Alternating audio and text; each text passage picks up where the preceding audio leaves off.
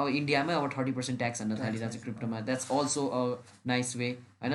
भन्ला कि 30% ट्याक्स तर इलिगल हुनु भन्दा त लिगल त हो। तिम्रो नेपालमा त केही चलाउनै मिल्दैन। अब तिमी इन्डियामा छौ भने त तिमीले आफ्नो एनएफटी प्रोजेक्ट रिलिज गरेर नयाँ चिज ट्राई त गर्न मिल्छ, जुन नेपालको सिनेरियोमा तिमीले गर्नै सक्दैनौ होइन। नहुनु भन्दा हुने राम्रो हो कि, किनकि एटलिस्ट तिमीहरूले अब एउटा एनएफटी प्रोजेक्ट रिलिज गरेर कि त आफ्नो एउटा क्रिप्टो प्रोजेक्ट रिलिज गरेर नयाँ टेक्नोलोजीमा होइन, तिमीले त्यो प्लेइङ फिल्ड छ नि त तिमीहरूसँग। नेपालमा त्यो प्लेइङ फिल्ड पनि छैन कि, त्यसैले तिमीहरूले 30% ट्याक्स लियो 80% ट्याक्स लियो भनेर निराश हुने कुरा होइन कि, पछि घटिहाल्छ ट्याक्स होइन, पछि घट्ने कुरा होइन कि। तिम्रो त ट्याक्स लिने त जसरी पनि लिन्छ गभर्मेन्टले, ट्याक्स लिन भने तिमीहरूको कन्ट्री रहनै हुँदैन होइन।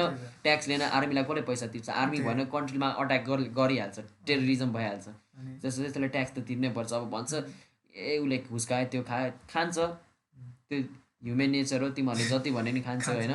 तर मतलब तिमीहरूसँग प्लेइङ फिल्ड छ कि, एउटा एडभान्टेज छ कि होइन। अब सपोज हामीले पनि अब सपोज एउटा एनएफटीको प्रोजेक्ट खोल्नु मन लाग्यो अरे, इलिगल छ, हामीलाई समात्छ, ठाउँको ठाउँ समात्छ, तर तिमीहरूसँग त्यो प्लेइङ फिल्ड छ नि त, तिमीहरूले त्यो 30%ै ट्याक्स खायो अरे।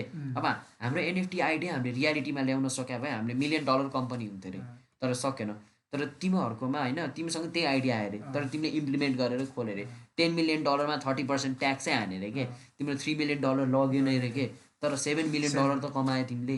हामी त कमाउनै नमिल्ने स्टेटमा छ नि त हामी, त्यसैले त्यो एडभान्टेज पनि हेर्नुपर्छ कि। त्यो 30% ट्याक्स लिएर राम्रै भएन भन्नुभन्दा होइन, किन्न त मिल्यो 70% प्लेइङ फिल्ड होइन, 70% को प्लेइङ फिल्ड भने राम्रै त हो त होइन।